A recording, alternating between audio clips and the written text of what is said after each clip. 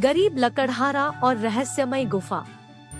एक गांव में एक गरीब लकड़हारा सुरेश और उसकी पत्नी विमला रहा करते थे।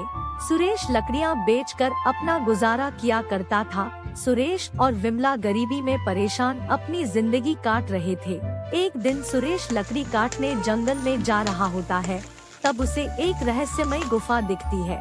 तब सुरेश गुफा के पास जाकर देखता है। वह देखता है कि कुछ लोग गुफा के अंदर खड़े हैं और गुफा में बहुत सारा सोना चांदी है। वह लोग बातों से चोर लग रहे थे। सुरेश डर जाता है और सारी बात घर जाकर विमला को बताता है और कहता है कि अरे भाग्यवान, आज जब मैं लकड़ी काटने जंगल में जा रहा था, तब मैंने देखा कि एक गुफा है और उसमें कुछ लोग बातें कर रहे थे और उस गुफा में बहुत सारा सोना चांदी भी था जो वह चोरी कर लाए थे। और वह लोग कह रहे थे कि जल्दी ही इस सब सोने को कहीं और ले जाकर रखना होगा। अच्छा, सच में? हो सकता है कि वो लोग चोर हो और अपना चोरी का सामान वहाँ लाकर जमा करते हो। क्या सच में वहाँ बहुत सोना चांदी है? काश थोड़ा सा भी हमें मिल जाता तो हमारी गरीबी भी दूर हो जाए। ऐसी बात है तो क्यों ना हम वहाँ से कुछ सोना ले आए और अपनी गरीबी को दूर कर ले। वैसे तो ठीक है, इतना सारा सोना है, थोड़ा सा अगर हमने ले भी लिया तो किसी को क्या पता चलेगा, लेकिन इसमें खतरा हो सकता है और वो लोग वहाँ पे हुए तो हम क्या करेंगे? खतरा तो है, लेकिन उन लोगों से नहीं, क्योंकि वो तो वहाँ होंगे ही नहीं। मैंने उन्हें कहते सुना था कि उनके सोने की रक्षा एक राक्षस करता है जो लोगों को खा जाता है, जो लोग उन लोगों का सोना चुराने आते हैं। हे भगवान, एक राक्षस! तो इसमें तो बहुत खतरा है, हम सोना कैसे लेकर आएंगे? हाँ, राक्षस का खतरा तो है, लेकिन मैंने सुना था कि राक्षस पहले 2 पहेली पूछता है। अगर पहेली ठीक दे दी तो वह सोना ले जाने देता है, और अगर पहेली गलत हो गई तो वो मार कर खा जाता है। सुनो जी, मुझे तो इसमें बहुत खतरा लगता है। अगर हमारी पहेली भी गलत हो गई तो हम क्या करेंगे? मुझे तो डर लग रहा है। क्यों ना हम सब सोने को भूल जाएं और अपनी जिंदगी ऐसे ही जिए। नहीं बिल्ला, यह मौका भगवान ने हमें दिया है। मैंने सारी जिंदगी गरीबी में काट ली, लेकिन मैं तुम्हें एक अच्छा जीवन देना चाहता हूँ। और तुम चिंता मत करो, उस राक्षस की पहेली तो मैं 2 मिनट में सुलझा दूंगा। अच्छा, तुम थोड़ा आराम कर लो, हम कल उस गुफा में जाएंगे।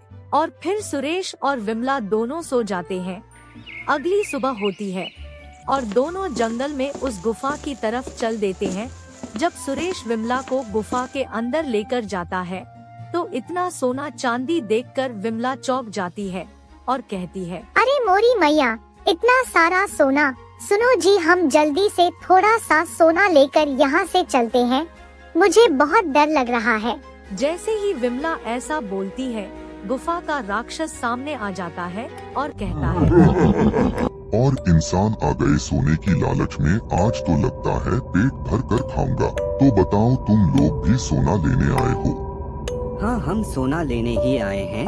गुफा के राक्षस, हम तुम्हारा खाना बनने नहीं आए हैं। ये तो वक्त ही बताएगा कि तुम सोना लेके जाते हो या मेरा खाना बनते हो। सोना लेके जाने के लिए पहले तुम्हें मेरी 2 पहेलियों को सुलझाना पड़ेगा, और अगर तुम नहीं सुलझा पाए तो मैं तुम दोनों को खा जाऊंगा। और एक बात, अगर मैंने एक बार पहेली पूछ ली तो तुम पीछे नहीं हट सकते। अगर पीछे हटे तब भी मैं तुम्हें खा जाऊंगा। तो अच्छे से सोच के बताओ कि क्या मैं पहेली पूछूं या नहीं। आज तो हम सोना लेके ही जाएंगे। पूछो गुफा के राक्षस जो भी तुम्हारी पहेली हो। जैसी तुम्हारी मर्जी, तो ठीक है। मेरी पहली पहेली है कि अगर 10 मजदूर एक किले को 40 दिन में बनाते हैं तो 5 मजदूर उसी किले को कितने दिनों में बना पाएंगे? थोड़ी देर सोचने के बाद सुरेश बोला कि मैं तुम्हारी पहेली समझ गया। गुफा के राक्षस 5 मजदूर उस किले को नहीं बना पाएंगे, क्योंकि 10 मजदूरों ने पहले से ही उस किले को बना दिया है। सुरेश का जवाब सुन के राक्षस खुश हो जाता है और कहता है, वाह, एकदम ठीक। अब मैं अपनी दूसरी पहेली पूछता हूँ।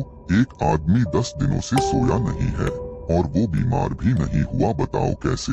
सुरेश फिर कुछ देर सोचता है और फिर बोलता है, गुफा के राक्षस, तुम्हारी दूसरी पहेली का जवाब है कि वह आदमी बीमार इसलिए नहीं पड़ा क्योंकि वह रात को सोता था। सुरेश का जवाब सुनकर गुफा का राक्षस बहुत खुश हुआ और बोला, बहुत खूब इंसान, तुम एक समझदार इंसान हो और तुम इस सोने के लायक हो, इसलिए तुम जितना मर्जी सोना ले जा सकते हो। लेकिन एक बात का ध्यान रखना, जितना भी सोना लेकर जाना है ले जाओ, लेकिन एक बार गुफा के बाहर चले गए तो फिर दोबारा सोना लेने के लिए फिर मेरी पहेलियों का जवाब देना पड़ेगा।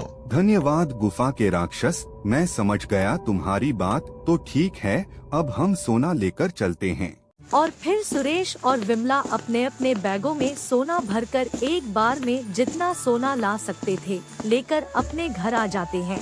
और इस तरह सुरेश अपने दिमाग और ईमानदारी से अपनी आगे की जिंदगी अमीरी और खुशी से बिताता है। अगर आपको भी हमारा वीडियो अच्छा लगा तो लाइक, शेयर और हमारे चैनल को सब्सक्राइब करना ना भूलें।